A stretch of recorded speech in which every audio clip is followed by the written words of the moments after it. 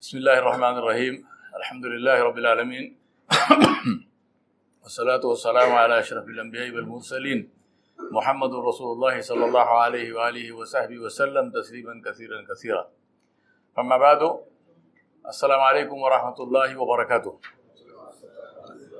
Before I begin my lecture, I want to mention Alhamdulillah, I came early because I wanted to listen to Mufti Sahib's lecture, which was very beneficial. Alhamdulillah, may Allah subhanahu wa ta'ala bless him and reward him for it. Coming to the questions about social media and so on and so on, I must applaud my brother here. आपका नाम Dr. Haq Sahib, mashallah. Dr. Haq Sahib ने हक की बात कही. Where he placed the responsibility squarely where it actually belongs, which is on the shoulders of my generation. It is also our habit to dump it on the next generation. Incidentally, we call you, the young people, the future generation. Please remove this thought from your mind.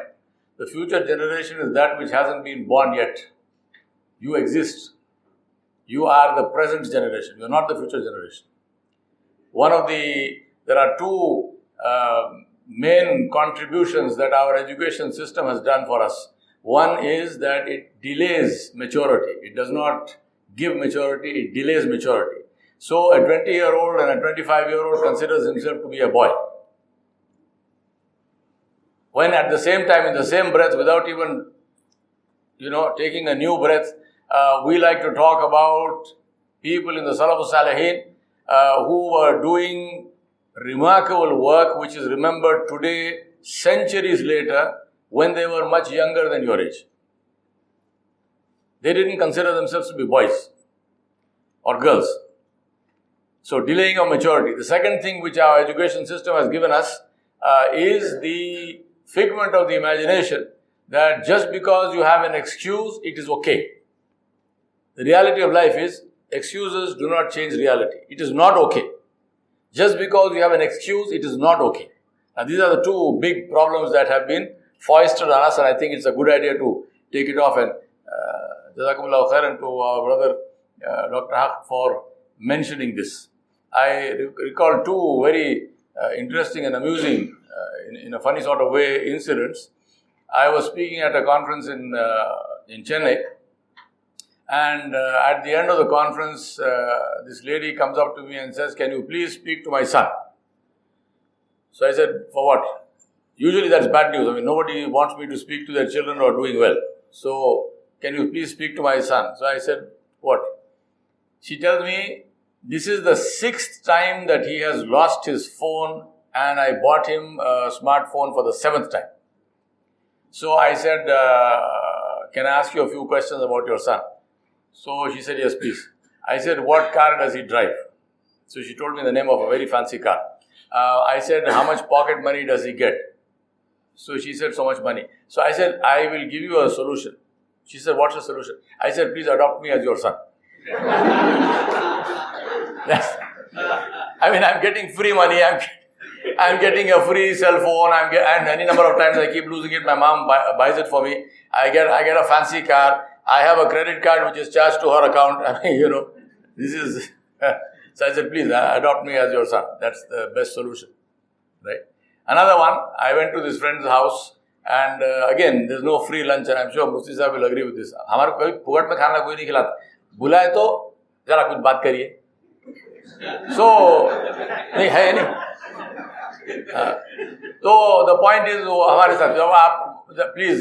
And this master of the house, he tells me, please talk about viewing television. My children, and mashallah, he had, several of them. He said, they're constantly glued to the TV, so please tell them not to watch TV. I said, fantastic, absolutely, I will do that. I said, these are scoundrels. Tell me which one of them bought the TV. Let me talk to him first. Yeah.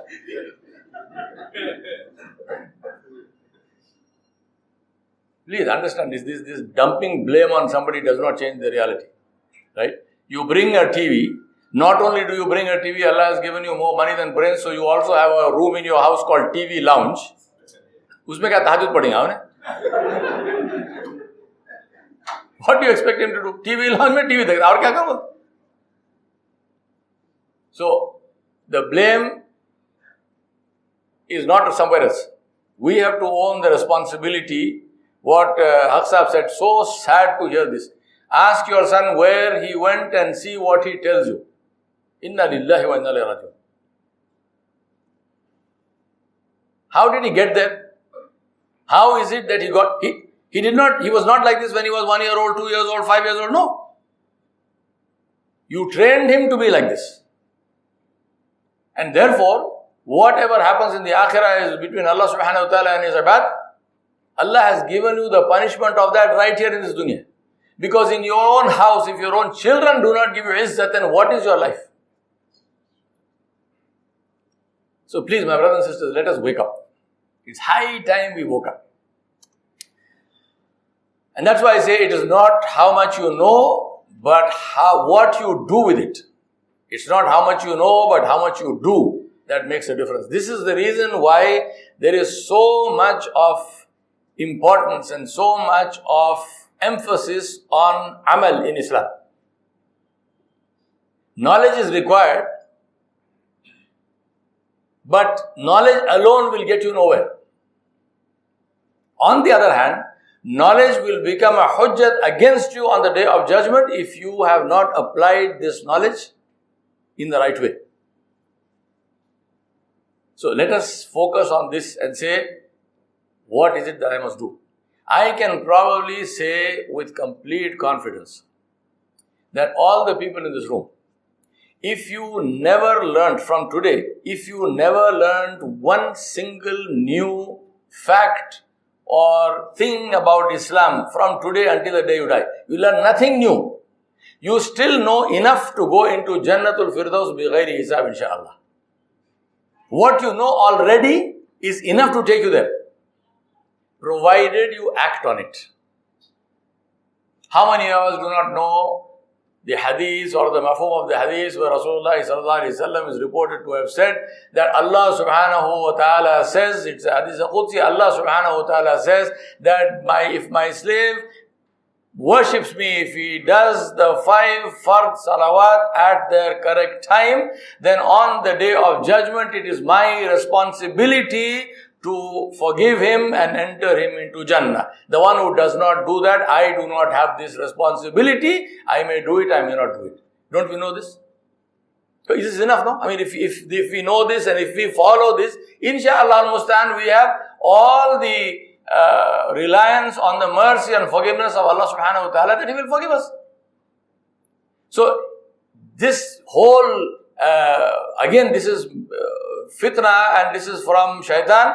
This whole focus or so-called focus that people seem to have, and that's where all these forwarding messages and so on comes. I want to know more, know more, know more. And minute the message comes, I must forward it. For what? Do you practice what you already know? If you don't practice what you already know and you die with that, may Allah protect you and forgive you anyway, this will become an argument against you on the day of judgment. Uski fear nahi hai. So, it's not how much you know, but what you do with that. What is the world today? In 2016, and I give you the text has the links for that. In 2016, 62 people, individuals I'm talking about. A bus has 65 seats. So 3 seats less than a full-size bus. 62 people owned more wealth than 50% of the rest of the world. 1 year later, in 2017, that number came down from 62 to 8. So the problem of the world today, is it poverty of resources? Or is it poverty of compassion? Why is there hunger? Why is there disease? People like to blame Allah subhanahu wa ta'ala. If there is a God, why is this? There is a God and this is because you are who you are. Allah subhanahu wa ta'ala created you. He gave you wealth. He sent a hadi, He sent somebody to give you hidayat and say, do this with your wealth. You do not do any of that. And then you want to blame Allah subhanahu wa ta'ala for what is happening. And that's why Aristotle, over 2000 years ago, he said the rule of the uber rich, means the super rich, means one of two things: tyranny or revolution. That is where we are headed today. What is the global focus today? I was a member of the board of the Education Trust of the Islamic Development Bank for many years. And one of the things that the IDB used to do was that they gave a grant, not even an interest-free loan. This was just free money. They gave a grant for anyone who wanted to study pure science. So you want to study physics or mathematics or chemistry or pure science. That grant, we used to have to return it fully or partially year after year. So this pained me so. Here is free money being given to you, and this was for the cost of education all the way up to PhD, all the way up to doctorate, provided it's in the area of pure science. And the logic behind that was that how else do you broaden the boundaries of knowledge except with research? So we need good scientists, we need scientists who open the eyes of the world to what is happening, and therefore, alhamdulillah, this money was given. So I asked a lot of people, you know what they tell me? Yes, no, there's not enough money in that. So what do you want to do? IT.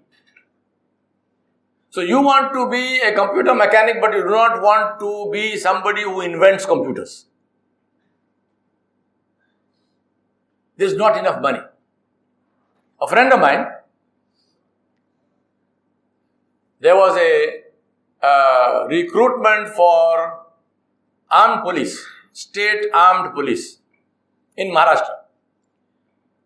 So the recruiting authority, who was the commissioner of police, he said to this friend of mine who was also an IAS officer, the commissioner was not a Muslim, but he was a good person who, wanted. So he said, look, we do not have enough Muslims in the force, so why don't you tell your boys to apply? So this friend of mine said, fantastic, this is brilliant. And all that was needed was a matriculate, 10th class education, which almost everybody has.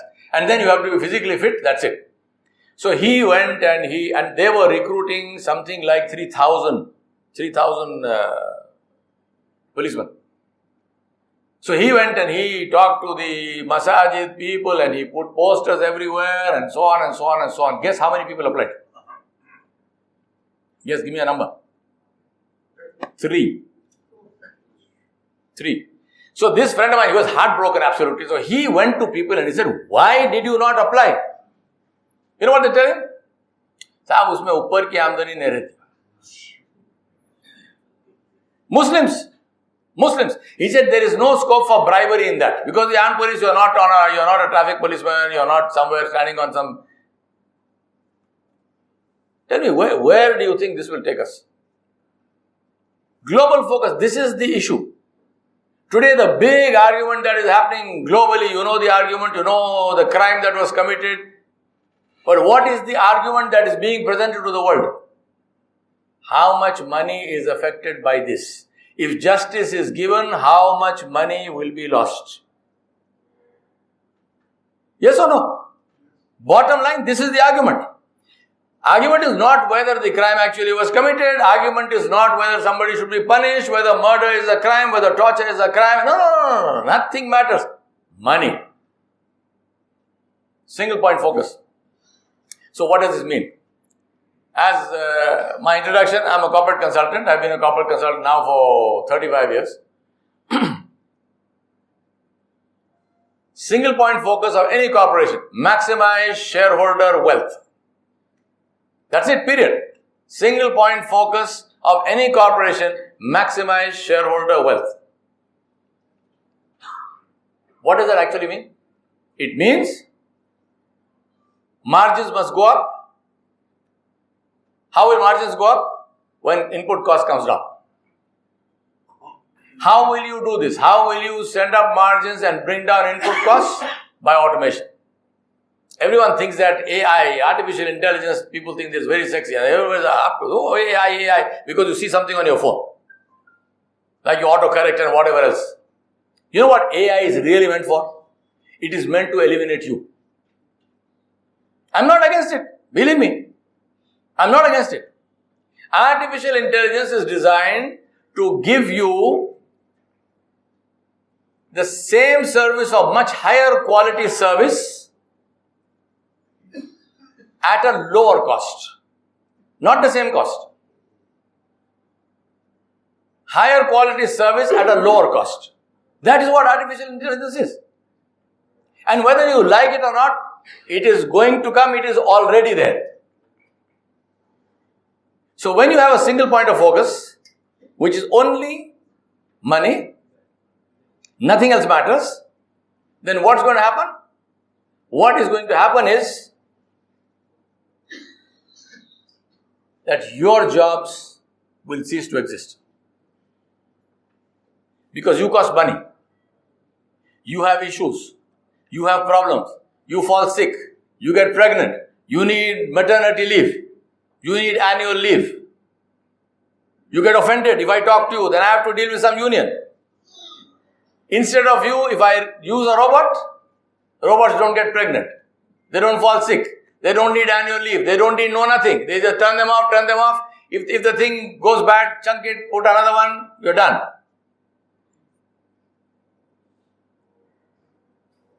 So what will happen? Will everybody be out of work? No. People who are highly specialized will always have work. I discovered this in 1983. Alhamdulillah, bidnillahi ta'ala, I am living witness to this. But you have to work very, very hard to get into a position where you have specialized information. That is why I tell people, stop competing. Anyone who's competing is already gone. Leverage yourself out of competition where you are unique. Anyone who wants what you provide must have no other choice in the market. If what you provide, if that person wants it, there is only one choice, and that is yourself. Forget about competing. Competing is for fools. Why are you competing? Because when you compete, then the only thing you can do is drop price. And when you're dropping price, you're dropping margin. Why would you want to do that? When you specialize yourself into a bracket where you have something which your market needs and is willing to pay, you charge a premium. And they happily give it. But for that, what must you do? You must get your face out of Facebook and put your face into a book. That's what you must do.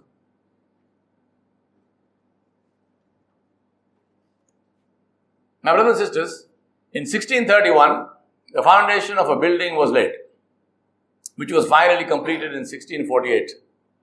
In 1636, 5 years later from the foundation of the first building, the foundation of another building was laid.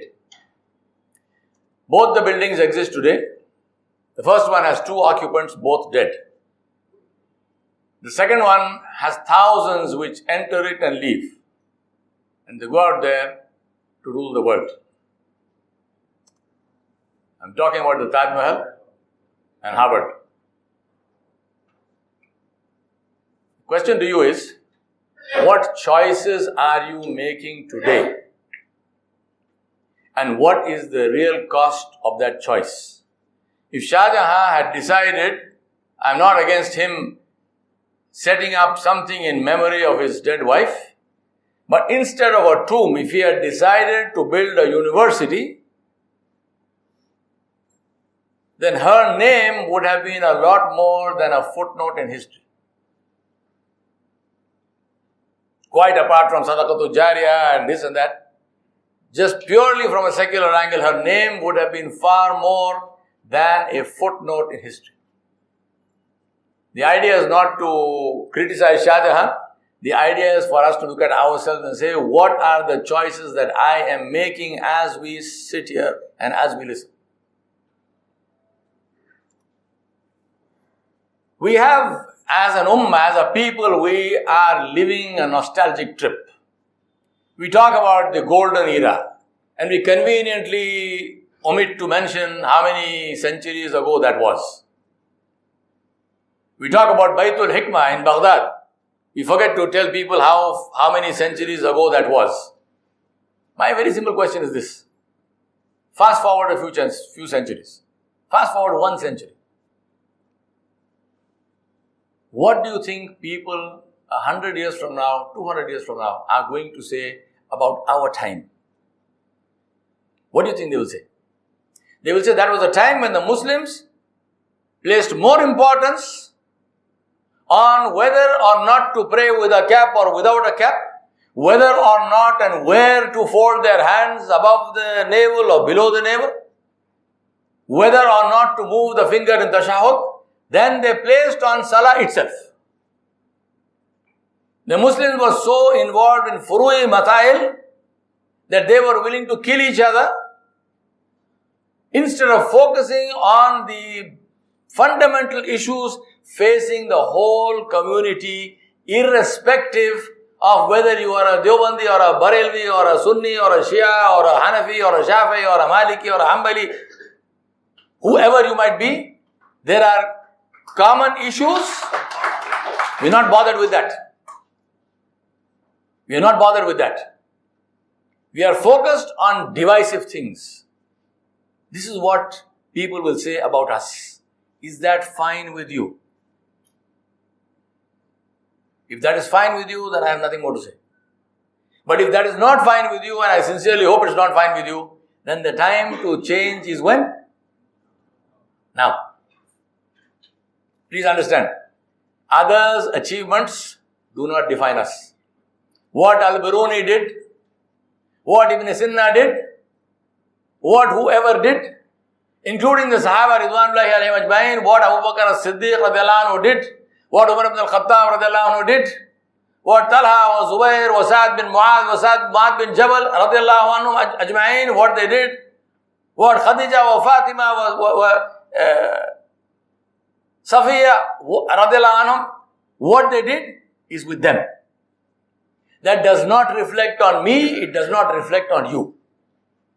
What will reflect on us is what we do, and therefore my question to you is, how many books did you read this year?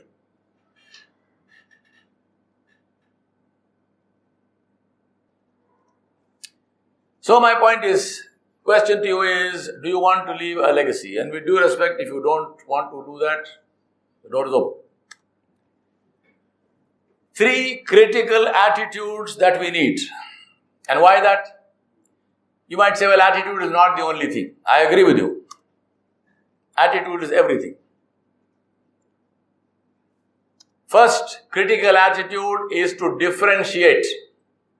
Very simple question. You ask somebody and he introduces himself, he says, I am a doctor. So what? Big deal. Who cares? I am an IT engineer. So what? Even bigger deal. Who cares? Even less. The 300,000 engineers all combined who are produced in this country annually, out of which 85% are unemployable. So you are an engineer, you are part of that. Who cares? What must you do? You have to stand out. You have to differentiate. You have to leverage yourself out of the competition. Why must you differentiate? Because differentiation creates brand. Brand inspires loyalty, and loyalty enables influence. Without differentiation, you are like a grain of rice in a sack. You are still rice, but you are one grain in a sack. How must you differentiate? By living Islam, not by talking about Islam, not by arguing about Islam. The amount of fitna that is created by people arguing in public and abusing other people and so on. Inna lillahi wa inna ilaihi raji'un. The deen did not come for this for you to make a spectacle on a public platform about your deen. Live Islam. Let people come to Islam by looking at you. The Sahaba Ridwanullahi alayhim ajmain, people used to go and say, what must I do? They would say, Kunu mithlana. They would say, become like us. They did not say, listen to us but don't look at what we are doing. Did they say this? This fracture, this change, this differentiation between qawl wa fi'al, between ilm wa amal, between knowing something and doing something, this is our generation's doing. With the Sahaba, there was no difference between knowing and doing. When they knew, they did. When the ayat of the hurmat of khamar, when the ayat of making haram alcohol was revealed, Abu Hurairah radiallahu anhu says, I was in my house, I was pouring drink for some of my friends who were there. And he said, the munadi, the announcer, the caller on the part of Rasulullah sallallahu alaihi wasallam came and recited the ayat. He called out the ayat. He was going around in Medina saying, this ayat has been revealed. Al-khamru wal-maisru wal-ansabu wal-azlamu rijsum min lamali shaytani fajtanibu. Abu Hurairah radiallahu anhu said, I was pouring, I moved my hand. He said, those who were there who already had the drink in their cup, they emptied it. He said, somebody had taken a sip, he spat it out. He didn't say, okay, this is the last one, after that I won't drink. No. This was the Sahaba. They didn't say, no, this ayat has come now. First, let me go and check with Nabi Sallallahu Alaihi Wasallam. What is the tafsir of this? What are the asbab and nuzul of this thing? And let me fully understand this and so on. Meanwhile, I will drink. After that, we will... No. This fracture between knowing, knowledge and action is ours. And we are paying the price for this. We need to stop this. Live Islam. Let us get to the point where we can say to people, Kunu mislana. Second attitude. Contribute, not consume. Today, Allah Kareem, in this city, go to any mall. May Allah bless our sisters, whether they do hijab or not, at least in the malls they wear black burqas. So they are easily identifiable. And even if you tell me, well, not all of them are Muslim, even the non-Muslims are sometimes putting on this burqa to hide. How many of them?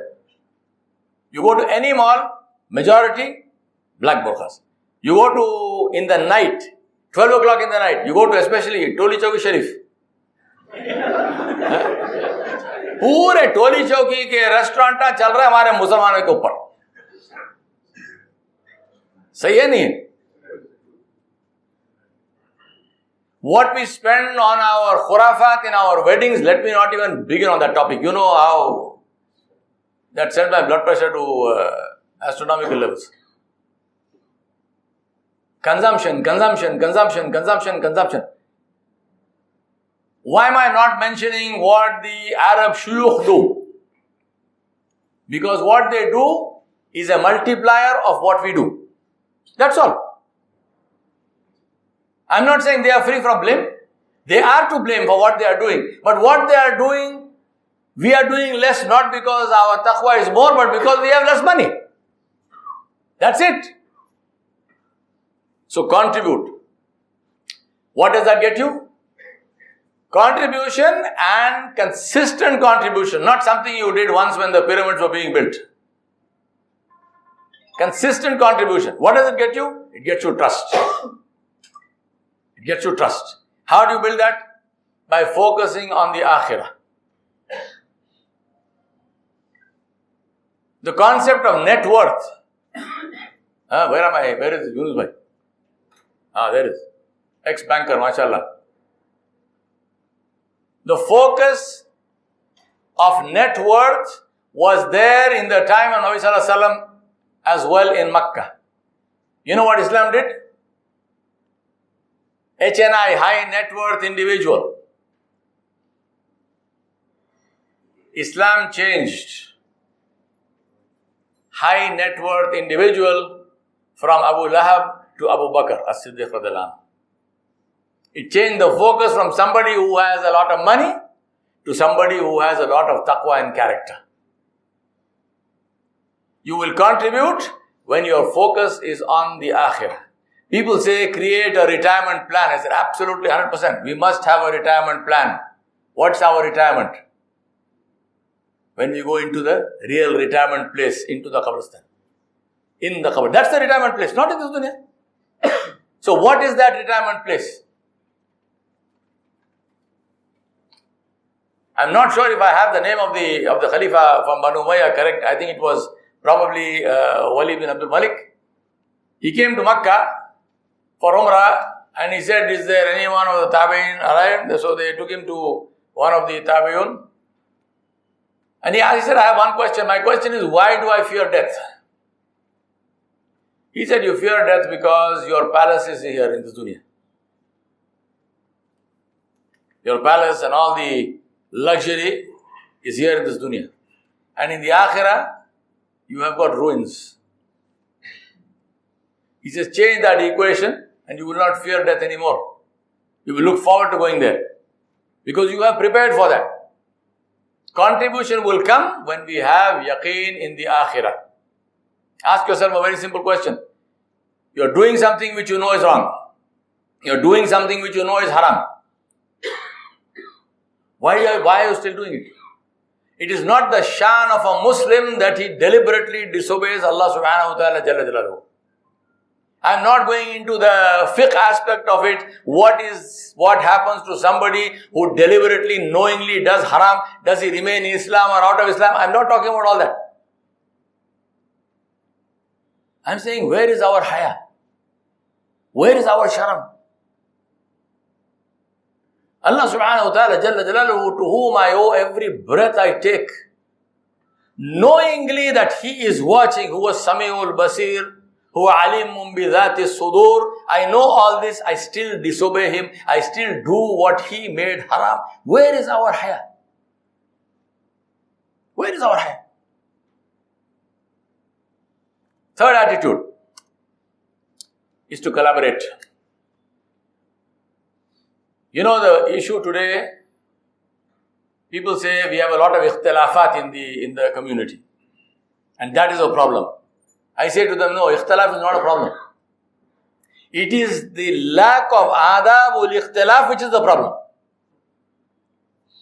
Ikhtilaf ka koi masla nahi. Allah subhanahu wa ta'ala said, وَاعْتَصِمُوا بِحَبْلِ اللَّهِ جَمِيعًا وَلَا تَفَرَّقُوا. Allah did not say, وَلَا تَخْتَلِفُوا.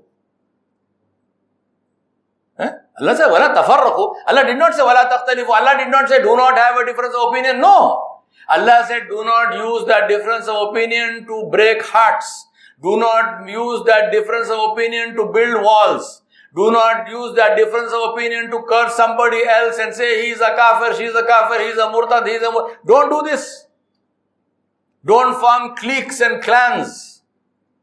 By all means, please have difference of opinion. No problem. Alhamdulillah. I have a certain opinion. You have a certain opinion. Let us exercise adab of ikhtilaf. If we are so interested in discussing, let us sit together as two Muslims, civilized, discuss it in a rational manner and agree to disagree. Alhamdulillah, there is no problem.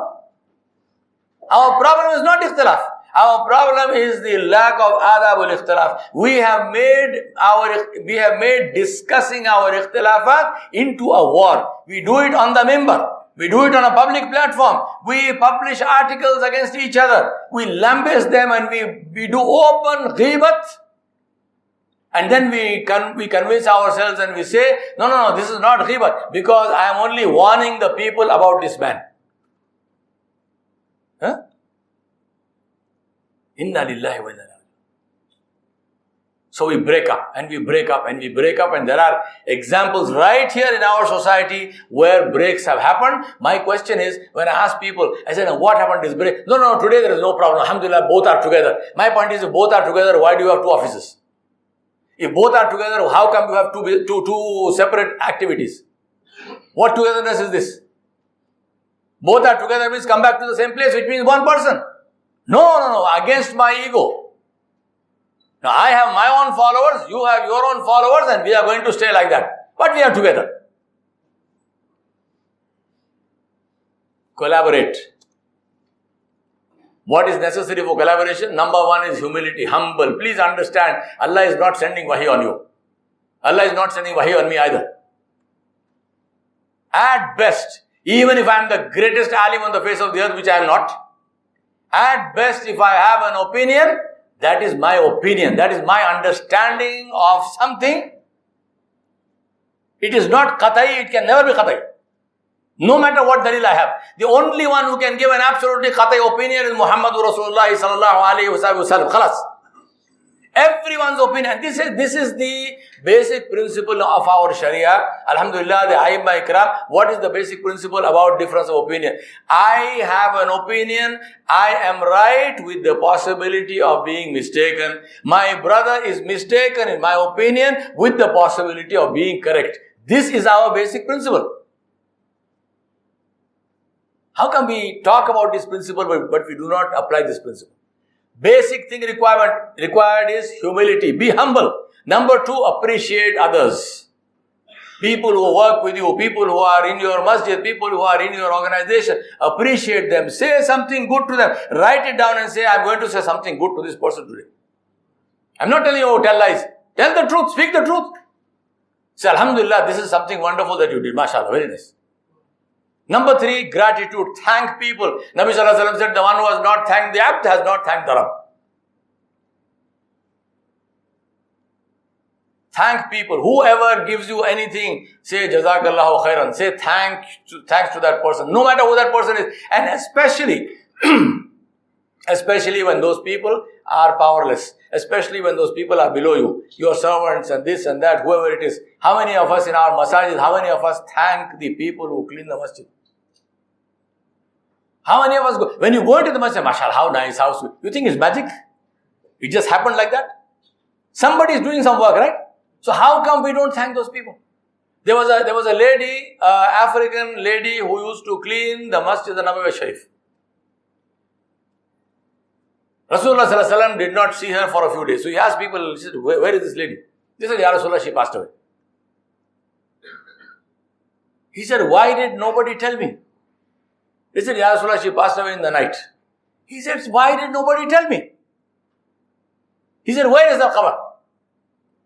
Take me there. He went there and he made dua for her maghfirat on her qabr. Who was the lady?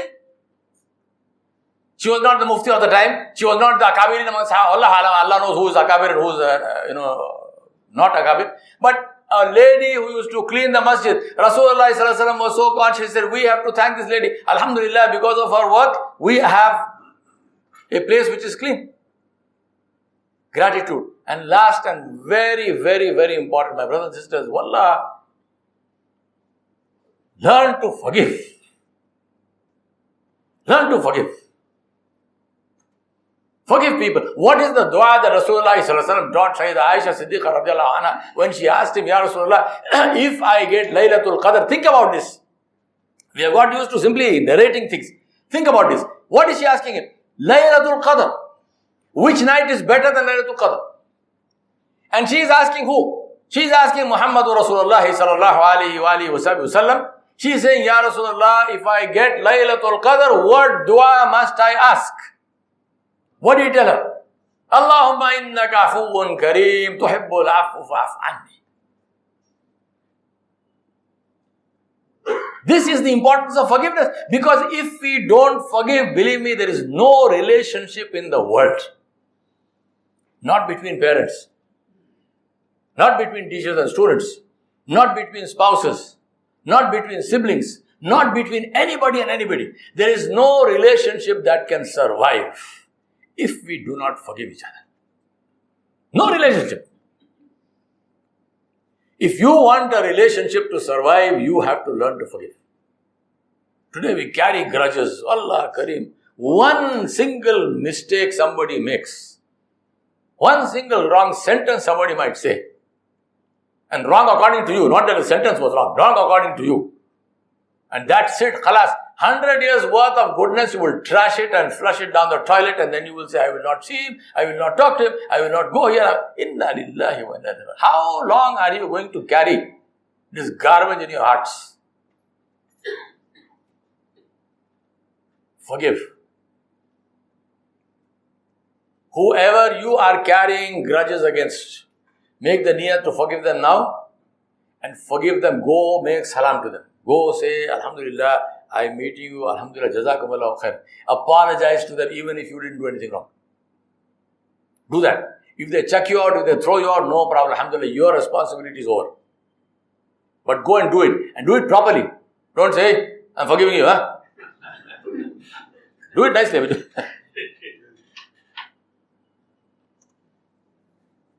That's why I say, be an ummah. With Rasulullah sallallahu alaihi wasallam, anytime I say the greatest contribution, I am always at a loss, because which one do you say is greatest? So without going into which is greater and which is greatest, one of the greatest contributions of the Prophet sallallahu alaihi wasallam is to create the ummah, which we are busy destroying, which we are busy breaking up. Please, my brothers and sisters, we do not want our names in the list of people who broke up the ummah. Remember, one day we are going to meet Muhammad sallallahu alaihi wasallam. We don't want him to ask us, why did you break up what I built? We don't want this. All divisions, shun them. Anyone who speaks of divisions, walk out. No matter who it is.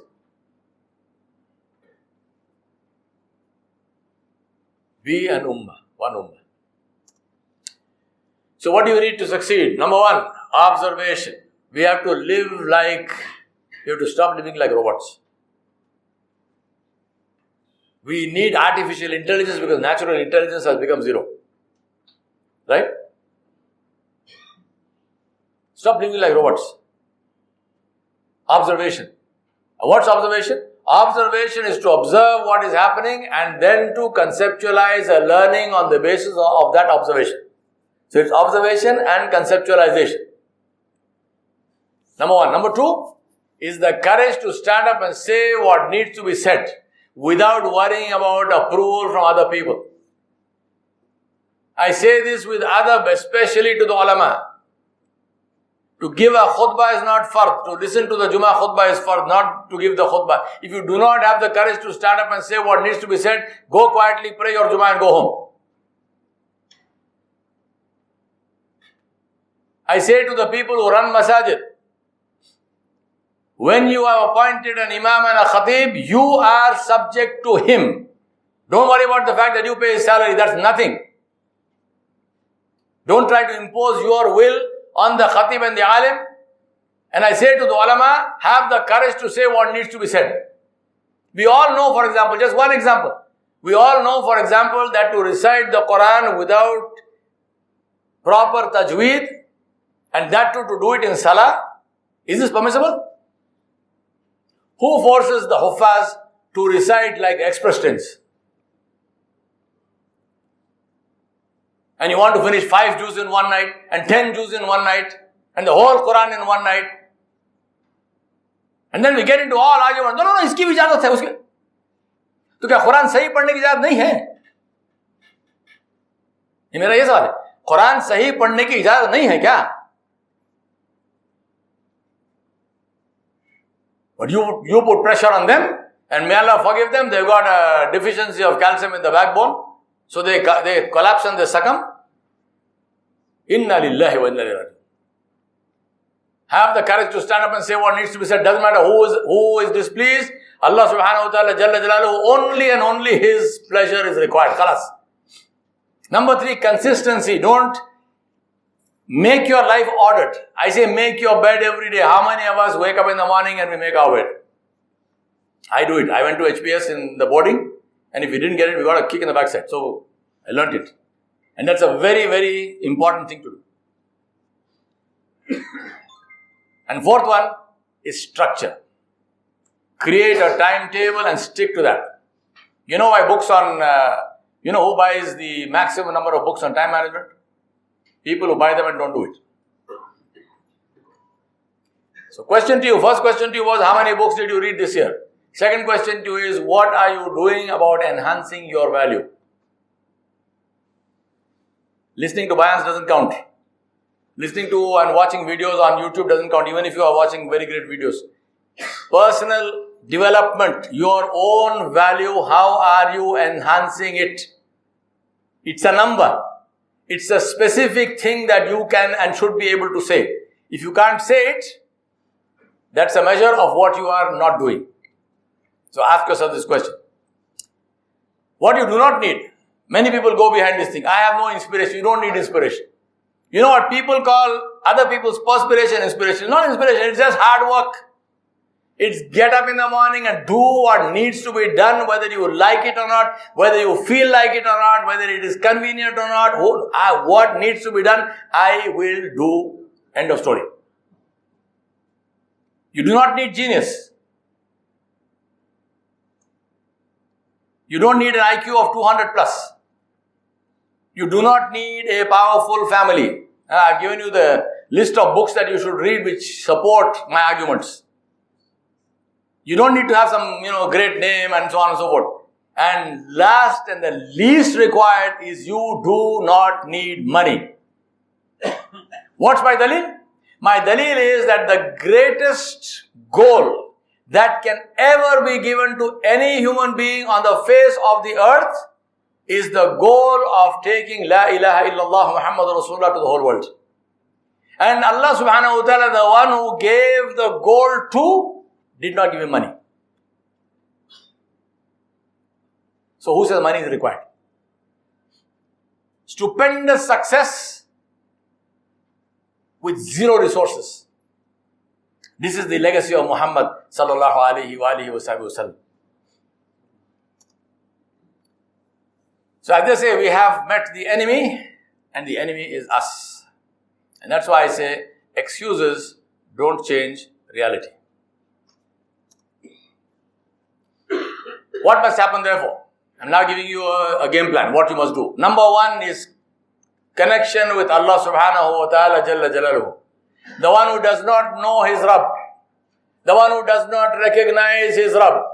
And recognizing his Rabb means to be obedient to his Rabb jalla jalaluhu. Not selective obedience which is disobedience. Complete and total obedience. Ya ayyuhalladhina amanu udkhulu fis silmi. How much?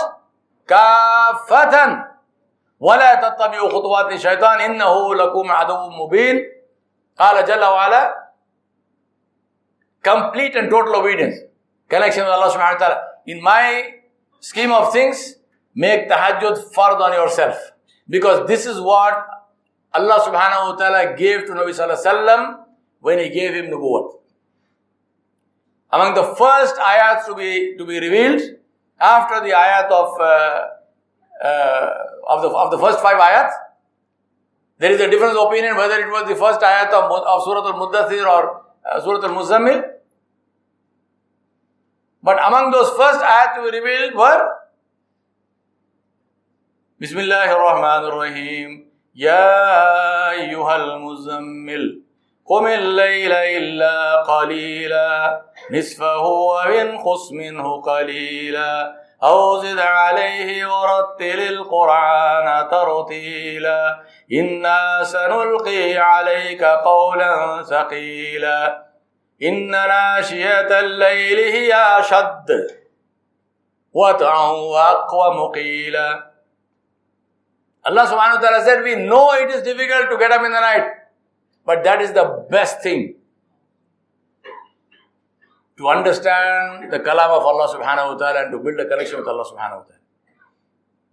So the first, make tahajjud fard on yourself, and inshallah if you do that, then you will sleep early, you will be able to wake up, and if you wake up tahajjud, make this your tartib.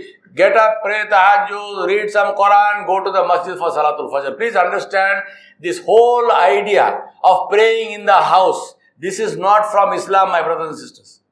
In Islam, salah means in the masjid. The house is the exception. Salah is not, masjid is the exception. We have made the masjid. Masjid is the place for salah. What else is it? Tell me. Your house, yes, pray the sunnah, pray the nawafil, and someday if you are not able to make it to the masjid, you pray in your house, you pray in your office and so on. There is no excuse for missing the salah. But the place for salah is the masjid. Then secondly, live Islam, meaning live the sunnah of Muhammadur Rasulullah sallallahu alayhi wa sallam. Rasulullah sallallahu alayhi wa sallam's manners, his akhlaq, his compassion, his forgiveness. Number 3, communication. Smile. Especially for my brothers who newly accept Islam. I say accept Islam because you're born in a Muslim home, but you only discovered that. So, alhamdulillah, you see 2 things. One is you see a nice beard, which is alhamdulillah. And secondly, you see an expression as if you just came from a funeral. Smile goes away. Why? Smile is sadaqah. To look like death warmed up is not sadaqah. Why don't you smile? Smile, akhlaq. In my masjid, we have youngsters who come and sit on the chairs, and then we have elderly people. The man can hardly walk, but this young guy will simply be sitting there. Many times in my khutbah, I have told him, get up from that chair, give it to that person. Of course, they get up, alhamdulillah, they listen to me. But the point is that, why must someone tell you to get up and give your chair to an elderly person? Akhlaq of Rasulullah sallallahu alaihi wasallam. So communication is the third one, which is smile, listen to people, talk nicely, talk politely. Don't argue, don't get into all kinds of complications. No need. And the fourth one, very, very important, islah of yourself. May Allah have mercy on us, this is completely gone. We do not even have this in our madaris. May Allah forgive me for saying this. जिसकी इसलाह हो गई तरतीब से नहीं होता किसी का भी. To have a muslih, to have somebody you make ruju to seek correction, this is from the akhlaq of the Salafus Salihin. Listen with humility, take feedback, introspect, and change yourself. And the last one, which Had Mufti Sahib said, choose your friends because you are a product of your friends. You will take the color. हम हैदराबाद में बोलते खरबूजे से रंग पकड़ता है. You take the color of your friends. Choose your friends. And get off social media. I want to say this to you.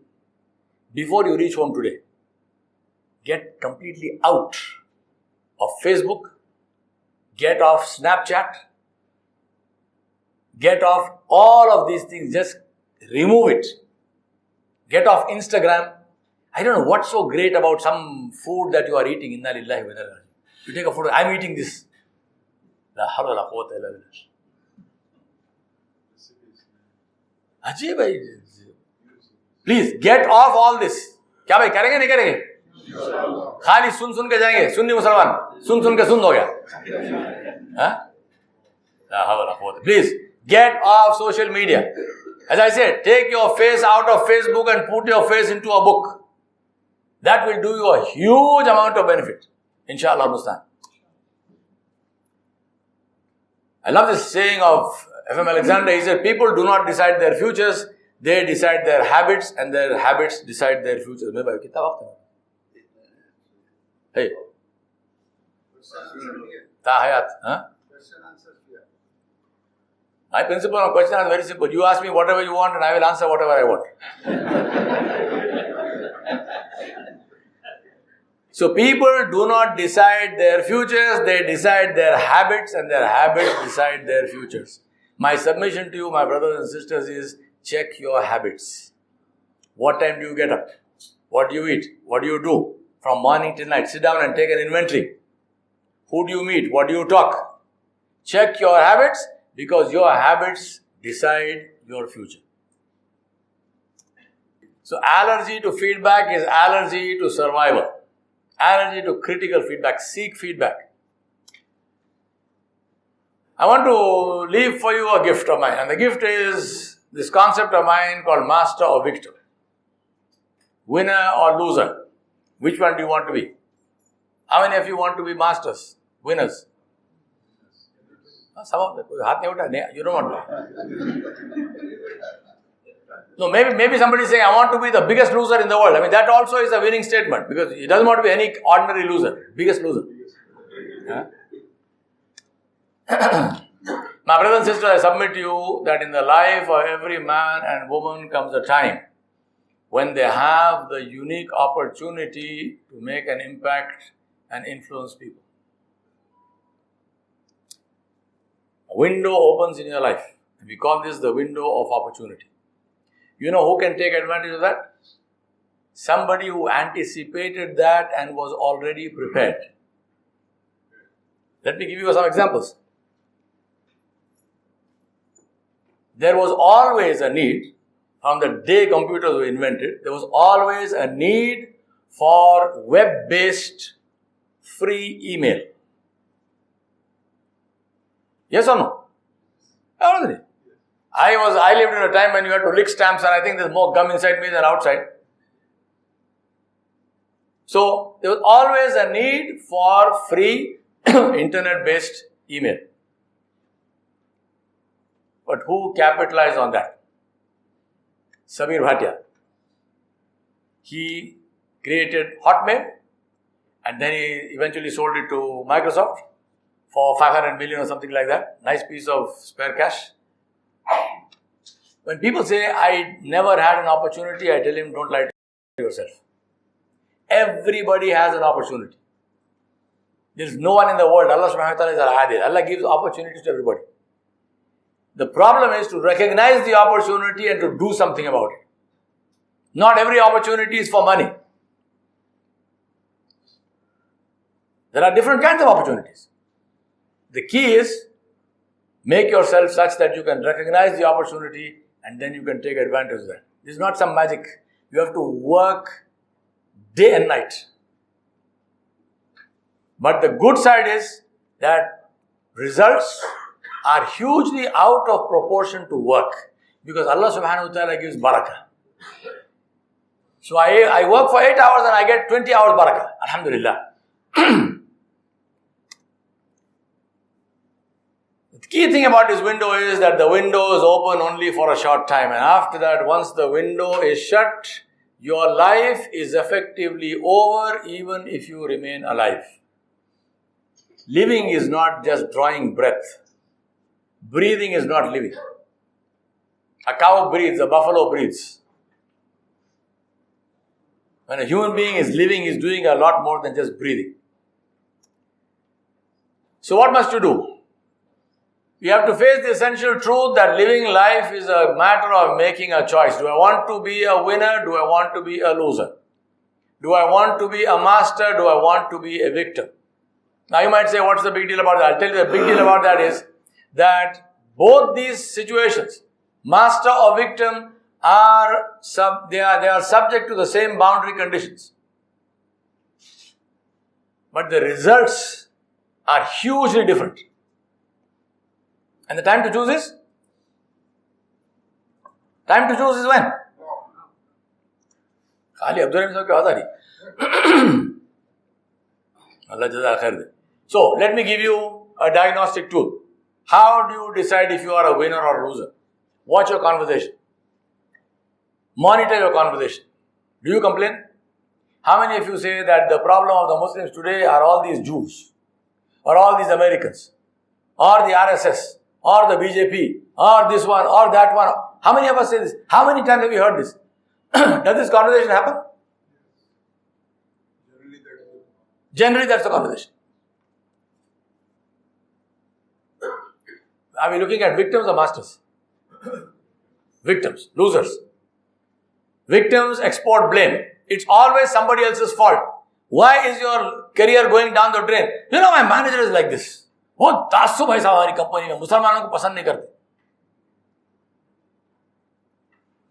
I'm not saying there is no taasub. Please understand this. I'm not living in some fantasy world. Believe me, there is no one more real than I am. There is taasub, there is discrimination against you. There is 10 times more discrimination against the Dalits than has been for 2000 years. There is much more discrimination against African people, against black people.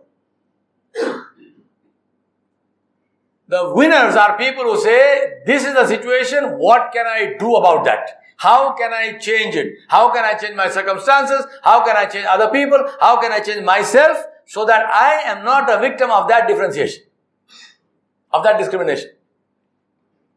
Take any issue. Your marriage is going down the drain. How many times people come to me? They come to me. They don't come to me when they are doing the marriage. They don't come to me and to ask me, Sanchak karna, Mehndi karna. आजकल नया संगीत भी हो गया. संगीत करना, वो निके के दिन दावत करना नहीं करना, दूसरे ये करना नहीं करना, वलीमे में 36 किस्म के खाने पकाना नहीं, ये सब जायज है क्या? नहीं, वो नहीं पूछते. उस वक्त कोई नहीं आता. कब आते? जब इसका पूरा खुबियाजा भुगतने का टाइम आता ना. Because you tried your best to anger Allah subhanahu wa ta'ala, and Allah basharat to you have succeeded. Alhamdulillah. You tried your best to destroy the happiness of your children. Alhamdulillah, you succeeded. So why are you complaining now? Then they come. अच्छा, आगे क्या सवाल करते? साहब जरा वो मेरे हुकूक क्या है? वो मेरे tell my husband what are my hukuk. Why the husband comes? Tell my wife what are my hukuk. So I tell them, you will be questioned about your duties, not your hukuk. अल्लाह आपसे नहीं पूछेगा कि तुम्हारा हक क्या था. हुकूक वल इबाद is not your hukuk. Hukuk wal ibad is the hukuk of other people. And the beauty is, if you focus on that, if you focus on the hukuk of others or fulfilling them, your own hukuk automatically get fulfilled. Look at the issue and say, how can I change that? And that's why I say problems need solutions, not complaints.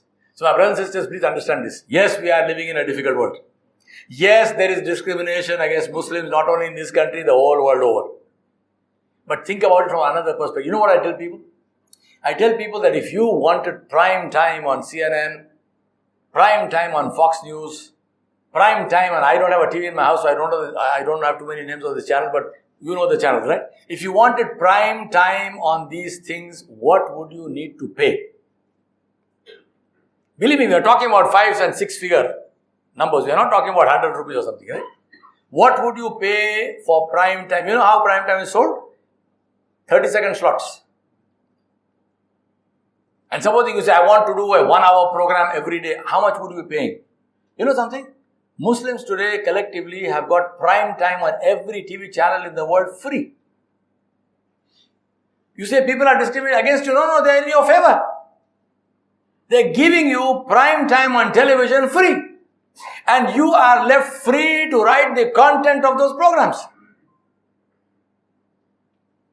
Why then do we see what we see? I agree some of that is exaggerated. I agree some of that may even be manufactured. But I'm sure none of you is going to say that everything we are seeing on TV is a lie, it is manufactured, it is... You can't say that. So my point is that as far as being a master or a victim is concerned, it's our choice.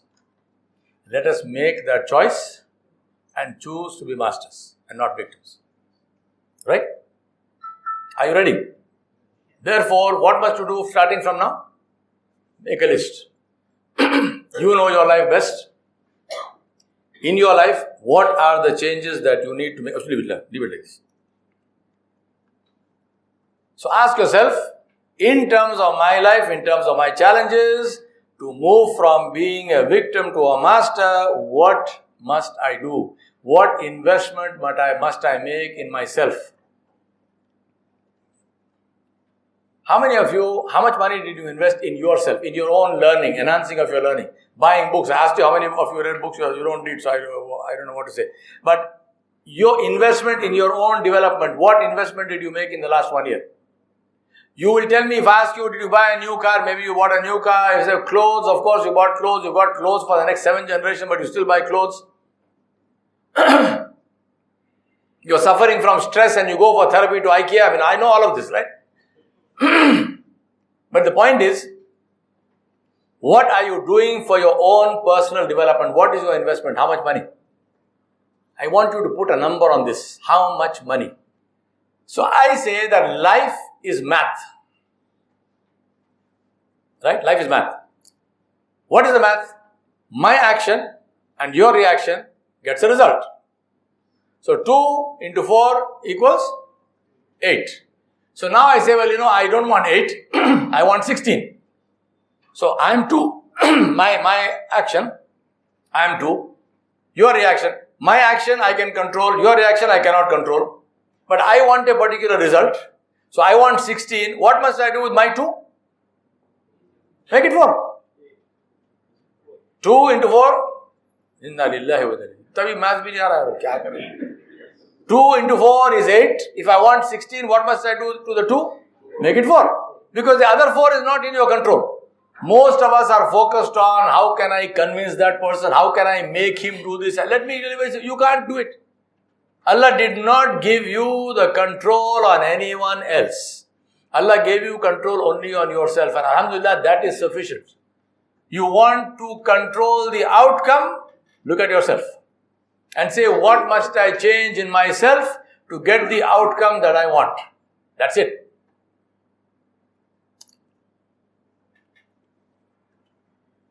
Success, therefore, is a process of connecting aspirations to reality. आपके अज़ाइम क्या हैं, आपके हौसला क्या है, आपके ख्वाब क्या हैं, right? All of this. What are your dreams? What are your aspirations? Connect them to reality. I want to be the CEO of my company. What is the reality? You did not even read one book in the last 1 year. How is this going to happen? Tell me.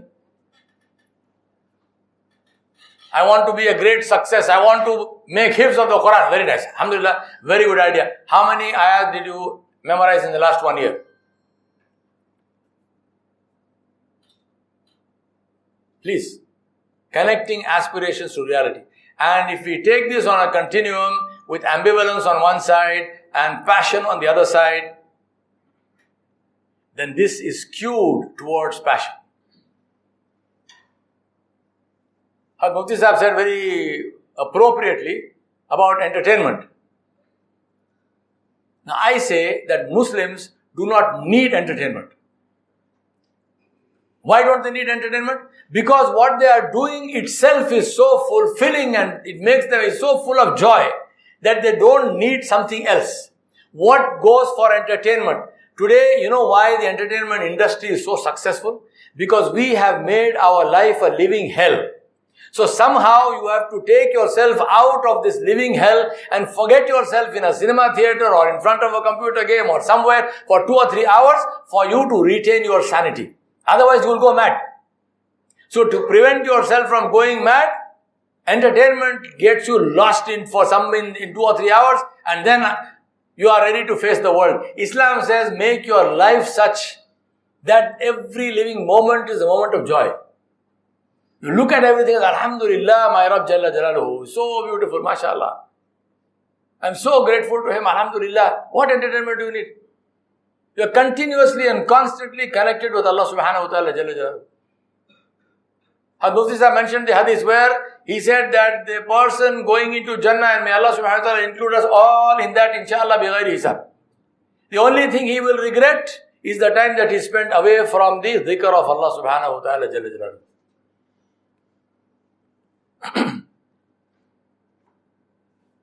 Skew your life towards passion because we don't know how much we have left. And that's why we say if you always do what you always did, you will always get what you always got. If you want to get what you never had, you have to do what you never did. Right?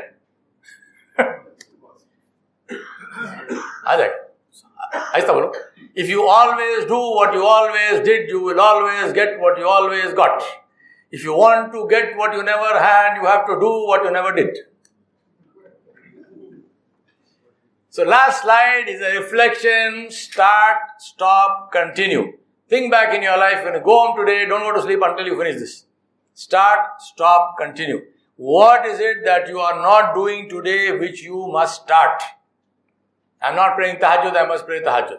I'm not reading enough, I must read. And so on and so on. What is it that I am not doing today which I need to start? What is it that I am doing today which I must stop? Stop from when? Right now. Stop how? Not gradually. Right now. And the last one is, what am I doing today which is good, but which I must now continue to do consciously? Because maybe we are doing this thing, alhamdulillah, I'm praying 5 times a day, but it's all mechanical. No, I must concentrate on my salah. Nabi Sallallahu Alaihi Wasallam gave us the standard for this. أن تعبد الله كأنك ترى فإن لم تكن ترى فإنه يراك. Worship Allah subhanahu wa ta'ala as if you are seeing Allah Jalla Jalaluhu. And you do not see Him, but you know He sees you. أو كما قال عليه الصلاة والسلام. What must we start? What must we stop? What must we continue? And that's why I want to say, share a saying of with you, a chap called Richard Williams. He said, you cannot go back in life and make a brand new beginning. Because life has already come to a point. He said, you cannot go back in life and make a brand new beginning, but you can make a brand new ending. Whatever has happened till today does not have to continue like that. What happened is history, alhamdulillah. Let us learn from that history, no need to cry about it. But going forward, what can I do with my life that alhamdulillah Rabbil Alameen, the day when I meet Allah subhanahu wa ta'ala, I will be able to say to my Rabb Jalla Jalaluhu, Ya Allah, I did my best, now I ask your forgiveness. And that's why I say to myself, I will not allow what is not in my control to prevent me from doing what is in my control. I will repeat that. I will not allow what is not in my control to prevent me from doing what is in my control. I ask Allah subhanahu wa ta'ala Jalla Jalaluhu to bless all of you. I ask Allah to remove all difficulties from your path. I ask Allah subhanahu wa ta'ala to give you the niyyah to work solely and wholly for His pleasure Jalla Jalaluhu. I ask Allah subhanahu wa ta'ala to give you ikhlas. I ask Allah subhanahu wa ta'ala to give you courage. I ask Allah subhanahu wa ta'ala to enable you to spend in His path for His pleasure and not only consume yourself. I ask Allah subhanahu wa ta'ala to make your life better every single day that you live. I ask Allah subhanahu wa ta'ala to make the last of your deeds the best of your deeds and the last of your days the best of your days. And I ask Allah subhanahu wa ta'ala to make the last day when you meet Him the best day of your life. وصلى الله على نبي الكريم وعلى آله وصحبه أجمعين برحمتك يا أرحم الراحمين.